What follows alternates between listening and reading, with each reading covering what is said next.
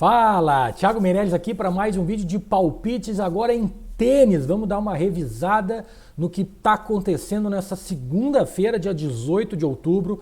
4 torneios essa semana acontecendo, ATP Moscou e ATP Antuérpia, WTA Moscou, WTA Tenerife.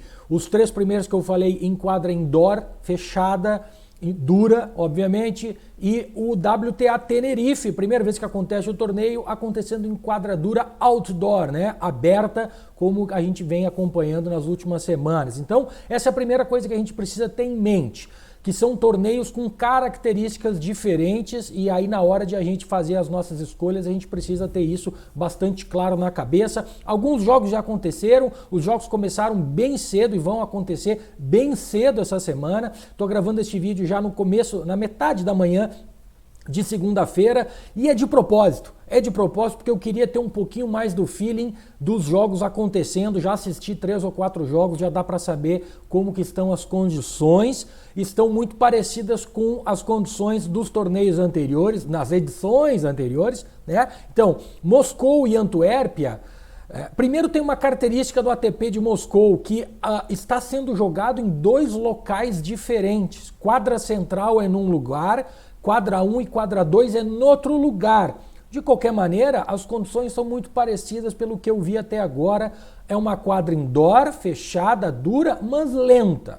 Lenta para os padrões de quadra indoor, especialmente quando a gente compara com aquelas quadras indoor da França, que são muito rápidas, quadras indoor da Alemanha, né? Torneio de Colônia, muito rápida. Torneio da Itália indoor, que aconteceu em Challenger esse ano, muito rápida. Isso aqui não. Moscou e Antuérpia é muito lento. Se a gente analisar, fizer um exercício aí dos campeões, dos semifinalistas e até dos caras que chegavam nas quartas de final das edições anteriores, vai ver que os jogadores com troca de bola, de jogadores que de um estilo um pouco mais lento também se dão bem. Tá? Não vou me alongar muito aqui, vocês vão entender isso e eu vou falar mais disso na hora de decidir algumas coisas. A gente está vendo aqui o Millman, estava ganhando de 5-2, tomou o break na hora de fechar o set, mas eu estou na vitória do Millman. Sepp Nova com um jogo longo como eu esperava também, o Nakashima passou bem pelo Herbert, e isso aqui já é. Essa vitória do Nakashima sobre o Herbert com tranquilidade já é mais uma evidência de que a quadra está bem lenta, né? O Herbert é um cara de saque puro e numa quadra mais lenta ele não consegue fazer nada. Tomljanovic e Samsonova, 2 jogadores de saque. Eu fui para o Over Games aqui. Eu queria ter ido na Tomljanovic, que estava com uma odd boa, mas a Samsonova jogando em casa, eu achei que ela podia fazer um jogo mais duro, não fez. E a Kalinskaya com a Yastremska, um jogo ridículo, um jogo de baixíssimo nível, quebra para tudo que é lado, e a Yastremska mais uma vez fazendo um papelão. A gente tem a Begu ganhando da Kostyuk, a Begu mantendo a boa forma, né, lá em Tenerife. Kostyuk sofrendo para fazer o jogo dela acontecer com consistência durante uma partida inteira. Enfim, né? Muitas coisas que a gente vai anotando e vai vendo que seguem o mesmo padrão. Eu vou falar de 4 jogos hoje aqui. Primeiro é Gasquet com Lajovic.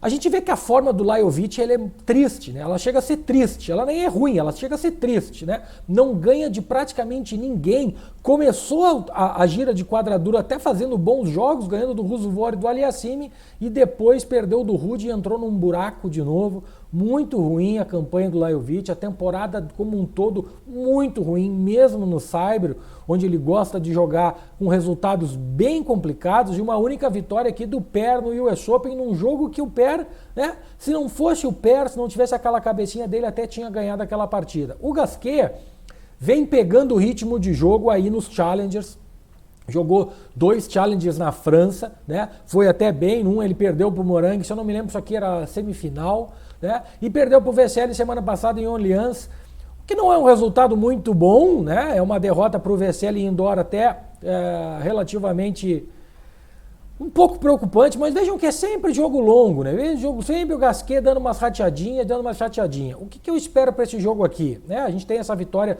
lá em 2018 para o Lajovic, a gente sabe que não conta em absolutamente nada.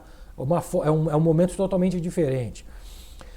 Eu acredito na vitória do Gasquet, mas não com essa odd de 1,53 aqui, não me pega, né? Para quem acompanha o nosso trabalho no tênis, sabe que essa odd aqui pré-live para mim é absolutamente descartada.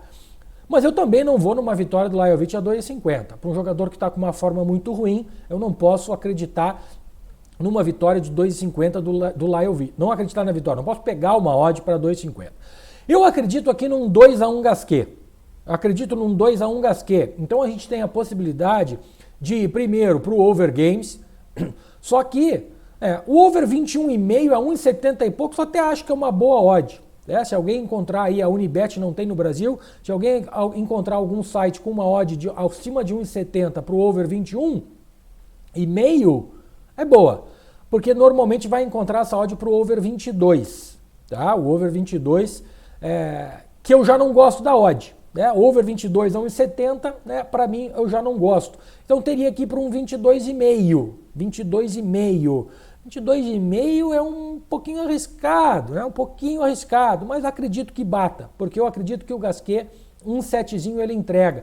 De qualquer maneira, mesmo sendo em 3 sets, a vitória do Gasquet com um handicap de -2 cravado, tá?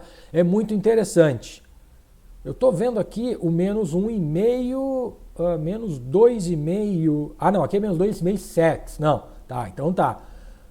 Aqui, -2 interessante, -2,5 um pouquinho forçado. Então, depende muito do site que você trabalha. Se você trabalha com aqueles sites que oferecem a linha redonda, Eu, por exemplo, na Panther Place tenho isso, na Pinnacle tenho isso, alguns outros sites oferecem isso aí. A 1xBet é -2, interessante. A 365 já no -2,5 ou em 80, complicado. Então, boas apostas aqui, over games, ou vitória do Gasquet 2,5, ou uma vitória do Gasquet ao vivo, se o Gasquet der uma rateadinha, começar um pouquinho devagar, essa odd dele beliscar a 2, certamente eu irei na vitória do francês. O próximo jogo é Popyrin e Van de Zandschulp. O holandês que tem muito talento, que tem muito potencial e que fez uma campanha muito boa no US Open e voltou para fazer uma campanha boa em Indian Wells. Ele passou pelo quali, deveria passar mesmo, e pegou o Giron que estava on fire, Tava muito bem o Giron, e logo de cara na primeira rodada fez um jogo muito parelho com o Giron, perdeu de 2-1. Mas o Popyrin também fez um US Open muito bom, perdeu do Evans num jogo onde ele perdeu para a cabeça dele, porque ele dominou o jogo até o final. Na primeira rodada de Indian Wells não tomou conhecimento do Kekmanovic, deu uma tremidinha na hora de fechar, mas fechou o jogo depois ainda em 2-0 e fez um jogo muito bom contra o Hurkacz. Fez um jogo muito bom contra o polonês Hurkacz. Tá? Se ele mantiver o nível que ele teve contra o Kekmanovic e até que ele teve contra o Hurkacz, que é um nível que ganha do Kekmanovic, mas não consegue ganhar do Hurkacz, mas é um nível bom, eu acredito que ele possa ganhar o jogo aqui do Van de Zandschulp. Tá? Agora, a 2,10, será que vale a pena? Não tenho essa certeza. Tá? Não tenho essa certeza se a odd está tão boa assim contra um jogador que já mostrou que é muito firme. Então, qual é a alternativa que a gente tem? Handicap asiático, Handicap asiático de 2,5 games, tá ruim, Isso aqui tá jogo praticamente igual. Over-under, 22,5 e 80, tá ruim também. Então, para quem quer, a aposta que tem valor aqui, na minha opinião, é a vitória do Popyrin. É um jogo difícil, é um jogo complicado, mas eu acredito que o australiano, se ele mantiver o nível das partidas que eu citei contra Kekmanovic e Hurkacz, ele pode sim vencer essa partida contra o Van Zandschulp. A gente vai agora de WTA Tenerife, quadra dura, aberta, mesma quadra que a gente veio vendo em Indian Wells, mas não tão lenta, Não tão lenta, é uma quadra normal de quadradura, vamos dizer assim, mais parecida com o US Open do que Indian Wells, certo? De qualquer maneira, eu acho que o mercado... até essa odd derreteu aqui. Peguei a vitória da Zidansek ainda ontem à noite a 1,80 e poucos. Agora essa odd já está baixa e eu realmente concordo com o mercado. Acho que a Zidansek tem que vencer essa partida. A forma dela é um pouco instável em quadradura, mas as derrotas não são ruins, A não ser uma derrota para a Gracheva num jogo muito estranho lá em Chicago, às vésperas de US Open, que a gente sempre tem que ter um peso diferente, ela foi perder para Sabalenka no US Open. que acabou não jogando o Indian Wells em função do Covid. Depois ela foi perder para a Juvan, num jogo entre duas eslovenas, lá na Eslovênia, em Portoroz, num jogo também... tá? Mas perder para a Juvan, lá, sim, não tem problema. Perdeu para Martincova em Chicago também. Perder para Martincova em quadradura, com a gira em quadradura que a Martincova fez, não é problema para mim também. Konyu ganhou e perdeu para Tomljanovic. Também nem um pouco de problema aqui. E quando eu digo nem um pouco de problema, é quando a gente compara essas derrotas contra a Christian. Para mim, a Christian é uma jogadora mais de quadra lenta, mais de quadra de saibro, na minha opinião. Tá? E ela consegue fazer bons jogos, olha, foi perder para a Xerif, isso aqui é um 125, ela fez final, depois ela perdeu de Putintseva. Ela fez, é verdade, um bom torneio em Nur-Sultan, uma quadra indoor, que ela foi perder para a Van Uyt. Foi uma ganhou da Krunic, ganhou da Burel, ganhou da Vikliantseva. Todas jogadoras também de quadra lenta, assim como a Vikliantseva não tanto, mas a Vikliantseva faz tempo que não faz nada de bom. Ganhou da Burel como uma jogadora de saibro, ela ganhou da Krunic, uma jogadora de saibro, ganhou também. Então eu acredito que essas condições aqui em Tenerife favorecem muito mais a Zidansek, que também é uma jogadora mais de saibro, não se enganem, mas tem um nível um pouquinho acima da Christian, e para mim a vitória da Zidansek aqui é uma vitória relativamente esperada, e eu vou ficar bastante surpreso se ela não ganhar. Assim como eu vou ficar surpreso se eu ver um jogo muito tranquilo para qualquer uma dessas jogadoras aqui, e no caso até a Juvan, que é favorita. Até acho que a Juvan deva ganhar essa partida no final. Tem um confronto recente onde elas jogaram no saibro, que a vitória deveria ser da Shmiedlova também. Mas aqui é uma quadra dura, lá em Tenerife, aberta também, onde a Juvan perdeu ontem 2 tiebreaks para a Bolsova. Lucky loser, de novo, jogo de qualifying, de segunda rodada de qualifying, apresentando um resultado meio estranho. Tá? O que eu aqui? Aqui eu over games, aqui é jogo longo para mim, com vitória da Juvan, certo? Acredito na vitória da Juvan, a odd não está excepcional, mas acredito na vitória dela, e um over 20.5 games já é bom, o 21 para quem quiser é bom também, e o 21,5 que foi a aposta que eu fiz, para mim a odd está excepcional. Eu acredito num jogo longo, porque jogadoras de troca de bola, jogadoras que vão fazer pontos longos. A Juvan mostrou isso ontem, 2 tiebreaks contra a Bolsova. A Konyu adora um jogo longo. A Konyu não, a Shmiedlova adora um jogo longo. Vejam só aqui.